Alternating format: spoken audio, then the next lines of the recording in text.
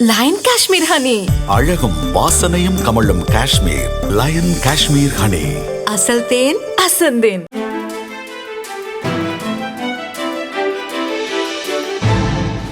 தட்டை, சீடை, முறுக்கு, ரிப்பன் போகடா, அதிரசம் என்ன வேணாலும் செய்யுங்க.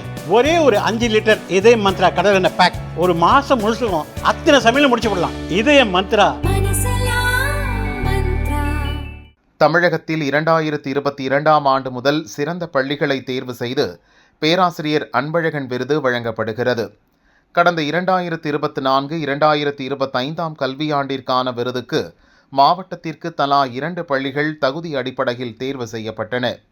அதாவது நடுநிலைப்பள்ளி அல்லது மேல்நிலைப்பள்ளி, துவக்கப்பள்ளி அல்லது நடுநிலைப்பள்ளி என 2 பள்ளிகள் தேர்வு செய்யப்பட்டன. தொடர்ந்து பள்ளிக்கல்வித்துறை சார்பில் திருச்சியில் விருது வழங்கும் நிகழ்ச்சி நடந்தது. அப்போது விருதுக்கு தேர்வான பள்ளிகளுக்கு பாராட்டு சான்றிதழ் மற்றும் நினைவு கேடயம் மட்டுமே வழங்கப்பட்டது. பரிசு தொகையான 10 லட்சம் ரூபாய் வழங்கவில்லை. மாறாக அந்த தொகை பொதுப்பணித்துறை வசம் ஒப்படைக்கப்படும். அந்த துறை வாயிலாக பள்ளியில் மேம்பாட்டு பணிகளை செய்து கொள்ளலாம் என்று தெரிவிக்கப்பட்டுள்ளது. அதை நம்பி அந்தந்த பள்ளி தலைமை ஆசிரியர்கள் பொதுப்பணித்துறை அதிகாரிகளிடம் தொகை குறித்து கேள்வி எழுப்பவே எங்களுக்கு எந்த தொகையும் வரவில்லை என கைவிரித்துள்ளனர். இது குறித்து பள்ளி தலைமை ஆசிரியர்களிடம் கேட்டபோது தங்கள் அதிருப்திகளை வெளிப்படுத்தினர்.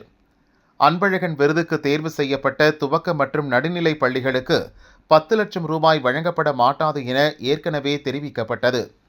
தொடர்ந்து உயர்நிலை அல்லது மேல்நிலை பள்ளிகளில் தேர்வான பள்ளிகளுக்கு மட்டுமே பரிசு தொகை வழங்கப்படும் என்று எதிர்பார்க்கப்பட்டது. அந்த தொகையும் தலைமை ஆசிரியர்களிடம் வழங்காமல் பொதுப்பணித்துறை வசம் ஒப்படைக்கப்பட்டது.